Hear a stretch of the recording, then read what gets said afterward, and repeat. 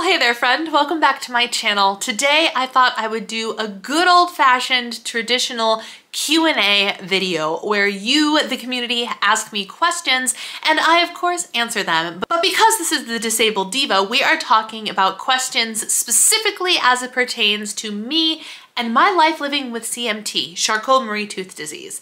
For those of you that might be new here, hello, my name is Brianna and I am the diva behind the Disabled Diva. And as I mentioned, I have Charcot-Marie-Tooth disease type 1B specifically. And this channel is all about my life and how I adapt and overcome and live this life of disability and live with CMT. And so today I thought it would be fun to just answer some of your questions about my life with CMT. So before this gets too long, we're just gonna jump right into the questions. I've got them all here, so if you see me looking at my phone, that's why. Number one, how has living with CMT impacted your daily routines? It's a really weird situation in that part of me feels dramatically impacted by CMT and then part of me feels not at all impacted by CMT. I had infant onset CMT, which means I was physically affected by it as a baby. So that being said, for many people that experience my disease, it is a progressive disease and you might not even know about it when you're young or even in your teens, 20s, maybe even 30s or beyond. And typically as things progress, if you don't know about it, you lose the ability to do things that you previously could. And I never had that experience. So my daily routines never actually got affected in the same way that somebody whose disease has progressed could be affected. That being said, my routines depend a lot on my energy levels. So there are some days I wake up, they're few and far between, bright-eyed and bushy-tailed and actually feeling energized after getting out of bed. And days like that are actually, coincidentally, days like today when I feel fully equipped to get myself ready, do my hair, do my makeup, get put together, and give the energy that it takes to either do YouTube videos. This is the 6th video I have filmed today between my two channels because I specifically said today is designated to filming. So all of my energy, all of my spoons, so to speak, get to go to that. On the day-to-day though, my routine, like it's hard to say. My routine is expect to have the most energy at the beginning of the day, and as the day progresses, expect to have less energy. Therefore, my routine is whatever's the top priority needs to happen earlier in the day because after about 3 p.m. I really start to fizzle out. And then by 7 or 8 p.m. I kind of want to just sit and do nothing the rest of the day because I have spent all of my energy. Be that working out, some days I work out, some days I don't. Again, it all kind of depends on how I feel. And that's really the best answer I have because I can't think of like CMT specific routines that have made a difference in my life. Next questions. What are some of the biggest challenges you face in your daily life due to CMT? So this could go in terms of like big picture challenges or like everyday challenges. Let's talk about the challenges I have every day. And I did actually share another video about 5 everyday things that I struggle with. And so I'll link to that video right here for you if you want to go and reference that video. But hands down, the number one thing that is most energy consuming, most difficult for me to do is to get dressed and undressed every day. That is a second, and second place is probably shower. Showering takes so much energy, but getting dressed, y'all, I am a girly girl. But if you look at my day-to-day clothes don't necessarily scream like super feminine, form-fitting, blah, blah, blah, blah, blah, AKA complicated to put on my body. Even today, this outfit right here, there is a zipper. You can't see it, it's an invisible zipper, but there's a zipper right here. I'm holding onto the thing. I almost had to film this video with about this much of the zipper unzipped because I couldn't, not because it doesn't fit, but just the angle and the pinching and it wasn't working and my husband's not home to do it for me. So I was like, really? Come on, I really want to wear this shirt. And it's a shirt that I don't wear very often because not only is it kind of a pain to get on, but without help, it's really a pain to get off. So there is a chance that I am stuck in this until my husband gets home later tonight. If I try to get out of it, usually I have learned now how to get out of it, but it is heart rate blasting, flip myself upside down because I can't lift my arms up over my head. So normally when people like grab the two sides and like lift up to remove a shirt, can't do that. Can't do that. I have a really hard time with things that are really tight, like Spanx and shapewear. My hand strength doesn't allow me to actually have the power to put shapewear on my body. When I do get dressed and undressed, which obviously happens every single day, depending on the day, like I'm on outfit change 4 or 5 today. I am tired and my energy is dwindling really quickly. And other than like the back and forth of the day and filming and doing all of this, the most energy exerting things I've done today is literally change my clothes. That is hands down the #1 struggle that I have on the day-to-day. I mean, I constantly struggle with opening jars, Ziploc bags, things of that nature, anything with buttons, anything with snaps, anything of that nature. Like obviously with hands that don't work, it's easy to kind of assume what I have a hard time with. But one of the biggest things that people don't necessarily think of is changing my clothes, getting dressed, getting undressed. I'm not exaggerating, it's a lot of work and it's exhausting. And it's something that if you can get not exhausted from changing your clothes, thank your lucky stars, my friends, because that's not the case for everyone. Question 3 is, how do you manage mobility issues associated with CMT? So I do have a pair of AFOs, braces that go up to right below my knee, and I don't have to wear them regularly. I have been spending my entire day in regular old gym shoes, but those are my mobility aids, are my braces. And I call them my legs. I'm like, oh, do I have to wear my legs today or not? I typically wear my braces when I am either walking outside, like actively deciding I'm going to go for a walk.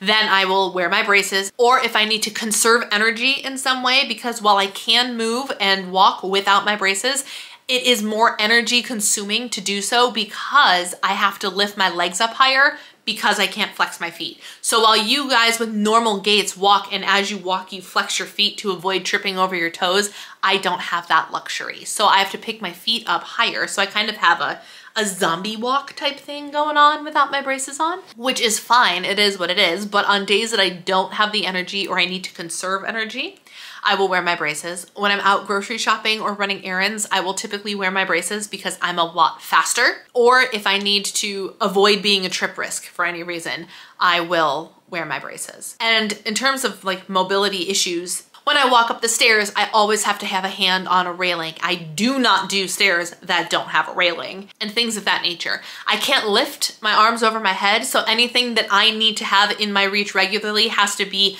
within like shoulder height, maybe just above head height for me. So in the kitchen, for example, only the bottom and second shelf in the cabinets are shelves that I can reach on my own. Everything else I either have to ask for help or stand on a step stool to get to. So it's just kind of a little bit of adaptation. Like when I'm bringing things up and downstairs, I can only carry whatever's in my one hand because I have to have the railing. So I don't have any extreme mobility issues, but I do have what I would call inconvenient mobility issues. Question 4, have you found any effective strategies for coping with pain or discomfort caused by CMT? Yes, I have. And I have a great list, and I want to do a whole separate video on this, managing pain with CMT, but a quick rundown. First and foremost, y'all, you have to stretch. You have to stretch your body. You have to stretch your muscles, because if you don't do anything and you just are and you just be and you're kind of tense and whatever, and you don't stretch, you're gonna get sore. You're gonna hurt more. My legs, my neck, my shoulders, everything hurts more if I'm not diligent about at least doing a little bit of stretching in the day. And I really should be doing more stretching than I do. I don't know why I don't do it. That's an issue for another day. But truly, stretching is first and foremost. I always feel better when I stretch, and my pain magically disappears 7 out of 10 times when I stretch the part of me that is hurting. Or surrounding muscle groups. For example, if your lower back is tense, stretch your hip flexors that are in the front because they are connected. I also take, every single day, I take CBD products, and my favorite brand is called Get Soul. I am an affiliate of that company, so you can use the code DIVA for currently a 30% off discount. Bonkers. And I take some every day with my sleepy time capsule that gives me 50 milligrams of CBD, but I will also take some on a specifically painful day or anxious day. I'll take some mid-morning as well. I love the gummies, I love the oil, I love the sleepy capsules. They're my favorite products by them.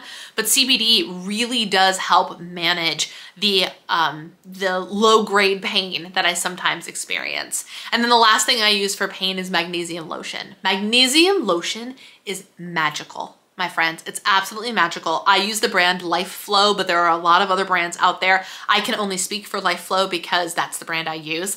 But when I'm having specifically nerve pain in my lower legs, like there are some times where stretching and time and whatever doesn't make it go away. And I know it's one of those nights where my only option is to go to bed and hope it's better by tomorrow. I will slather myself in magnesium lotion on the area, the nerve that hurts, the muscle that hurts, whatever it is, and go to bed. And most of the time I wake up and the pain is gone.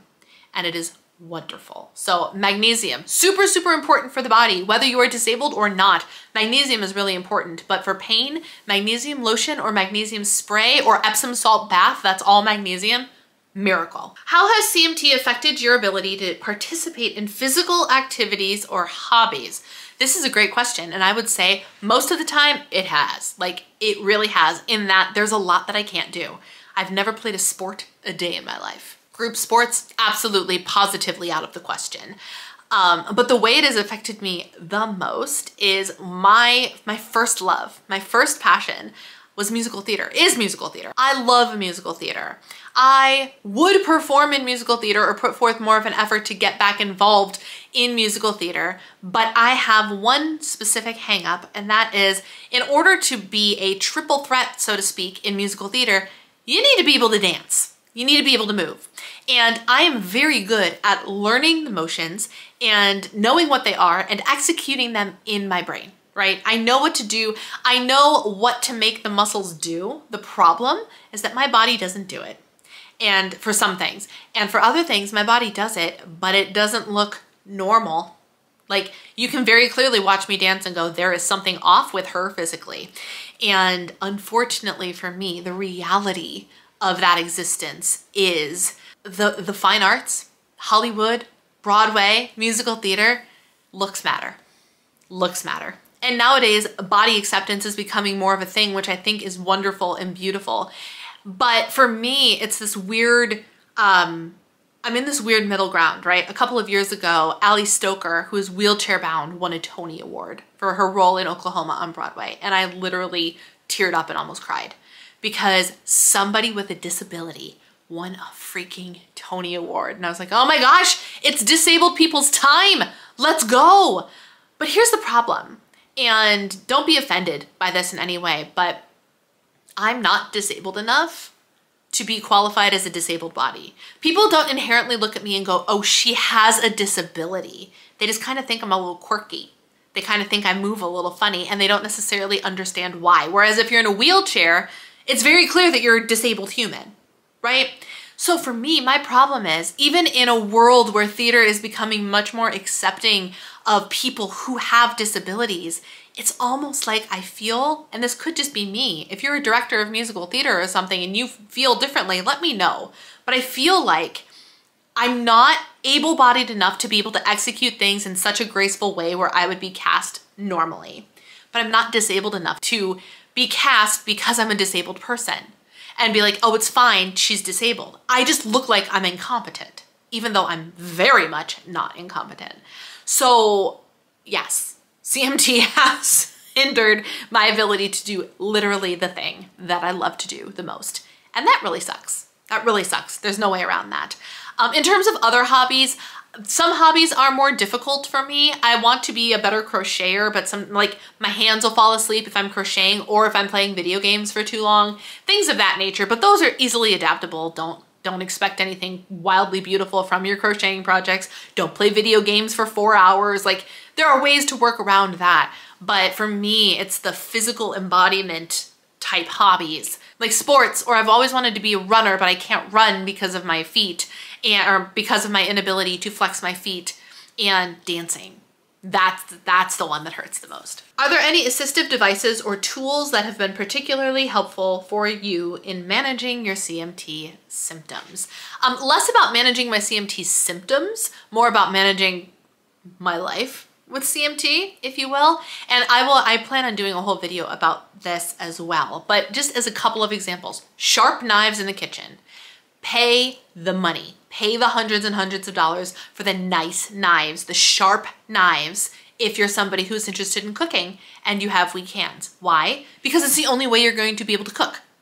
quite frankly. I cannot use a dull knife. I am the person that needs to use a steak knife to cut anything that is harder than a fillet of fish. No joke. So things like knives, really, really helpful. Jar opener. Everybody, whether you're disabled or not, you need an OXO jar opener in your life. They are fantastic. I'll link the one I have down below. I literally would not be able to open anything without it. Truly, anything. Electric can opener, a step stool that you feel comfortable standing on to reach things that are out of your reach. I have a magnetic shower head, so I don't have to like lift the shower head and stick it in a hole. I just have to pop it up there, and it makes life so much easier than trying to have to navigate things above my head. And I also, like, I don't know if this counts, but I have an elliptical machine in the basement instead of a treadmill because I can't run. So an elliptical allows me to feel like I'm running without having to lift up my feet. So again, I will share a video with like all of my, or many more of my like everyday adaptations or everyday products that I use that help me, but that's just an idea. Number 7, how do you navigate accessibility challenges in various environments due to CMT? Very carefully. One thing about me that not a lot of people know, and my husband only learned this about me recently because I confessed it to him, I get very anxious about going to places that I've never been before. And I don't mean just like, you know, different countries or different cities. I literally mean going to a new friend's house because I don't know if their stoop is going to be too big of a step for me to get up, and I don't know if they'll have a handrail. I don't know if they'll have a flight of stairs that has a railing, or if it doesn't have a railing, what the heck I'm supposed to do. It literally causes me anxiety to go to a new place, a new friend's house, or anything of that nature if I don't know the accessibility accommodations. And that's a sucky thing to have to worry about, quite frankly. And my husband's like, I had no idea that that's what went through your head. I was like, oh yeah. Every time. Whenever it snows outside and we're going somewhere, I have to wonder if whoever's house we're visiting actually shoveled the driveway and salted the driveway, or if it's an icy disaster that I'm not going to be able to walk over. And it's hard. It's challenging and it's hard. When it comes to new places, like going to the new restaurant or whatever, typically I'm not alone. And so I'm either with my husband or I'm with friends who are more than willing to help me. The Lord has blessed me always with really, really wonderful friends who are very quick to jump to my aid if necessary. And it's not often necessary, but they are there if I need help. And it is wonderful to know that I have that option. For example, I was at church with one of our friends here, and my husband was busy working the church service, so it was me and this couple, and we had these little communion cups. You know, in like a post-COVID world, you have like the individual cups for communion, and you just peel back and you get the wafer, and you peel back and you get the grape juice or wine, what have you. And without a question, time for communion, and she looked at me and she goes, "Are you good?" Not like in a condescending way or anything like that, but just like I'm here if you need me to help you, no problem. Which just feels so good. So when I'm navigating places, I try not to go alone unless I have researched the parking situation, the winter situation, and the step accessibility situation. Public places are less of an issue as private residences, because in private residences, there are no ADA requirements. Have you experienced any social or emotional impacts as a result of living with CMT? If so, how do you address them? I'm sure I have, but off the top of my head, I can't think of any. I have conversations a lot where like one of my first social interactions with people tends to be, what's wrong with you? Like, what do you have? And they always ask graciously, can I ask? I can tell you move a little differently, blah, blah, blah. And I'm happy to tell my story. I'm happy to. So I often have a conversation with people, but it doesn't change anything. It makes them feel closer to me, makes them more open, things of that nature. So in terms of like negative social situations, yeah, there was like the occasional bully in school or person who wanted to be mean. Once I had some guy, I was walking in a mall, and some guy who was working a kiosk mocked the way I walked because he must have thought I was walking like that for attention or for something, because as he was making fun of my walk, he looked at me and he goes, "Why do you walk like this, huh?" And I looked at him and I was like, because this is how I walk, I'm disabled. And the look on his face, I was just like, what an idiot. You know, but like, it's not one of those things that like, it wasn't necessarily a like social interaction I cared about. It was a random person who I'll never see again. But the point was like, I'm like, really? Really? Another thing that's interesting with some social interactions, and it doesn't happen as much anymore, but it used to happen. Some people used to assume, I could tell by the way they reacted once they spoke to me, they assumed that because I was physically handicapped, I was also mentally handicapped. And boy, oh boy, do they get a surprise when I start talking. And quite frankly, I'm brilliant, guys. I'm a very smart individual. And it shocked me how often that took people by surprise. I was like, dude, don't judge a book by its cover. I'm smart, I just can't move well. So that's always been interesting, but I've never had anything that was like really a lasting negative impact socially. What advice would you give to somebody newly diagnosed with CMT? Your life is not over. Your life is not over. This is just a setback, and plenty of people have gone on to live exceptional lives and made dreams come true and got married, had children, done things that they've wanted to do, have amazing careers, all with CMT. This diagnosis is not a death sentence. You can overcome. You can continue to live. I promise you that. And my other piece of advice is attitude is everything. My friend, if you are newly diagnosed, you need to have a positive attitude about it. Living in the negativity of it all is not going to help you. It is only going to harm you. I was raised in an environment that was filled with humor, and my dad has it, my sister has it, my grandpa has it.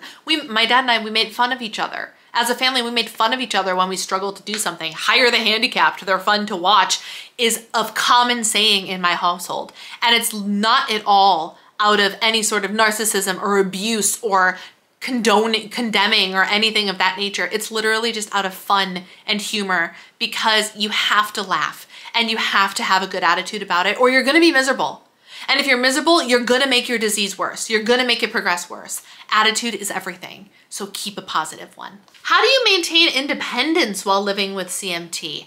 I just keep on doing. I keep on keeping on. Now, I do have the benefit that I am married and I have a husband who is work from home. And so unconventionally, like today he's at the office, but if there's anything that I can't do, like I said earlier, I got this shirt on barely, and if I'm stuck in it till he gets home, I'm stuck in it till he gets home. So like there's the occasional thing like that, or like carrying something heavy up or down the stairs, things of that nature. I just wait for him to come home and he will do it. I am blessed to have a husband that is happy to help me and allows me to be as independent as I want to be and can be, but will help whenever help is necessary, which is lovely. But there have been instances, my husband previously used to travel for work when we lived in Illinois, and thankfully my family was not far away, about 10 minutes drive.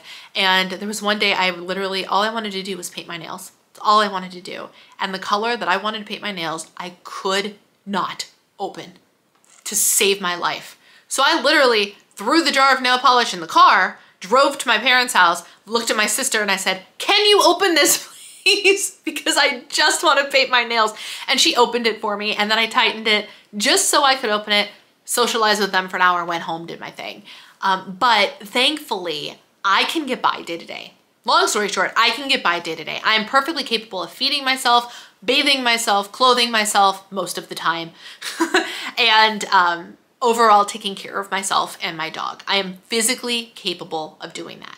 What that looks like, especially if I'm alone, might vary day to day. If I have a really low energy day, maybe not a lot of home maintenance is gonna get done. Maybe I do things, but I am still in my pajama pants. There is a very broad spectrum, but generally speaking, I am able to take care of myself 100% by myself, which is great. And I understand that that might not always be the case. Number 11, have you encountered any misconceptions or misunderstandings about CMT from others, and how do you handle them? Well, I mentioned the one earlier. People seem to think that when they see me, I'm not only physically handicapped, but I'm mentally handicapped as well, which is vastly untrue. Another common misconception, I mean, there are general common misconceptions about CMT, like we can't take care of ourselves or that it's a death sentence. It is not.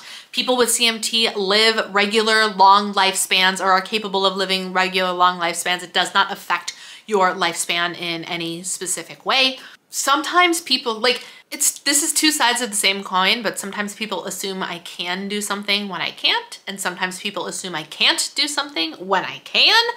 Communication is key for all of this. All of this is just a matter of communicating with the people who have the misconceptions or the questions or anything like that. I can't think of any other misconceptions at the moment. If you're somebody with CMT and you have an answer to this question, I would love to hear it. Give me your answer in the comment section down below. I am beginning to realize that this video is very long and I am only halfway through the questions. So this is gonna be my last question for this video. And just because I felt compelled to address it because it was asked of me. And someone literally asked me how to fix CMT 4C, fix scoliosis without surgery and braces. And to that I respond, my friend, I am not a doctor.